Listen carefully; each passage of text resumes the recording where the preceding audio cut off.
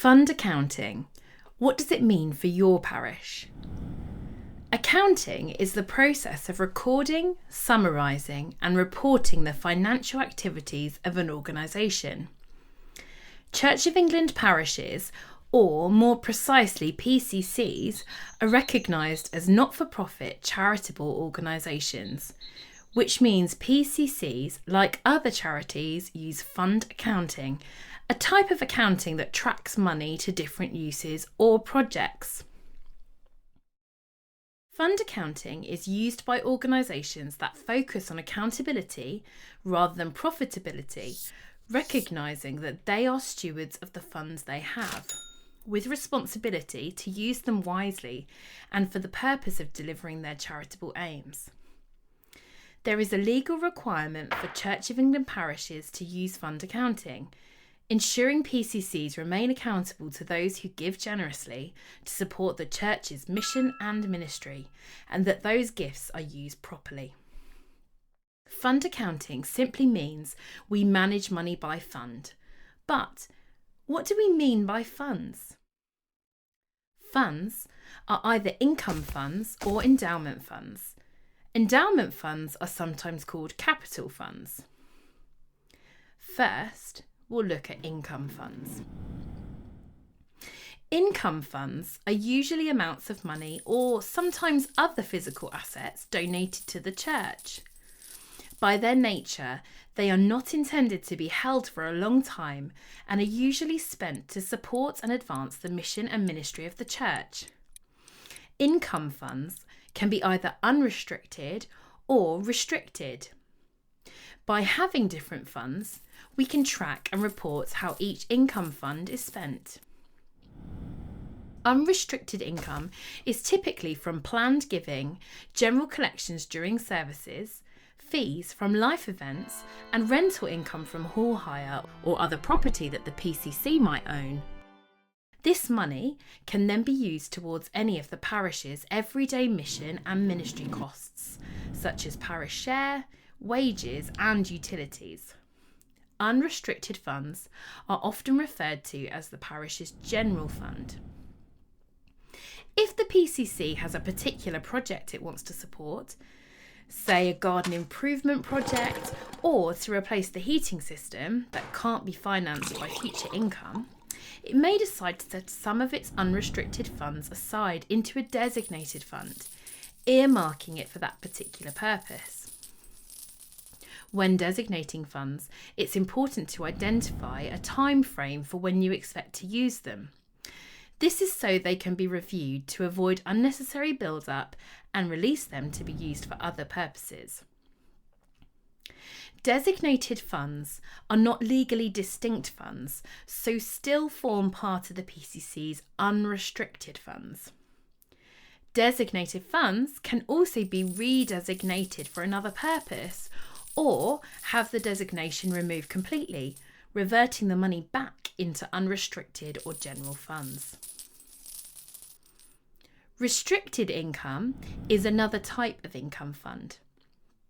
This income is usually money or assets given for a specific purpose. This income may be from a grant, a single gift, or may be an accumulation of donations as part of a specific fundraising campaign. Your parish may have more than one restricted fund depending on its mission. All these restricted funds make up the total restricted funds of the parish. Unlike designated funds, restricted funds cannot easily be redesignated. They must be used according to the terms of the donation or gift. It is important that care is taken when spending restricted funds to ensure it is only spent on the intended purpose for which it was given. Records must be kept which set out the terms of restricted funds. There may be times when you aren't able to raise enough money for a project, perhaps raise more than you need, or circumstances change.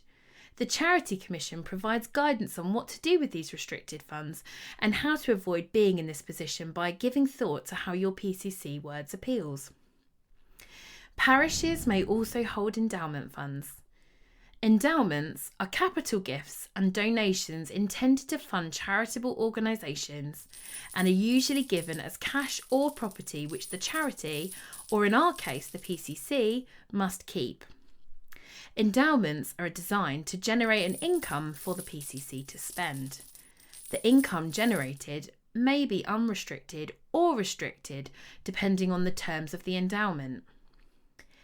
Endowments may be permanent or expendable. A permanent endowment is when the initial gift or capital is expected to be kept forever. An expendable endowment is when the term of the trust allows the PCC to convert some of the capital to income for spending. Let's have a look at some examples of PCC funds.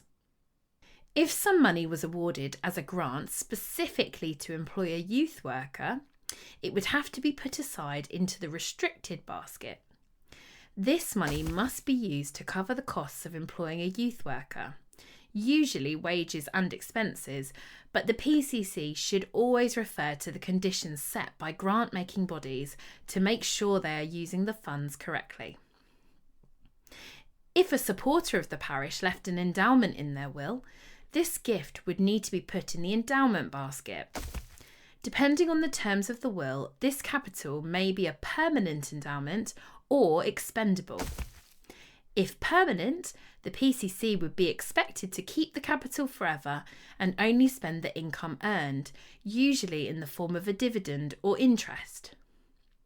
If the endowment was expendable, then under the terms of the will, the capital amount may be spent. Always check the terms of the gift and seek legal advice when dealing with endowment capital funds.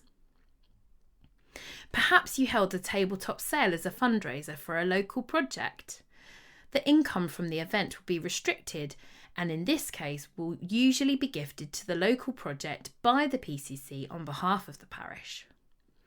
As you can see, if there is specific purpose or condition for which assets are gifted or awarded to your parish, then they are restricted funds.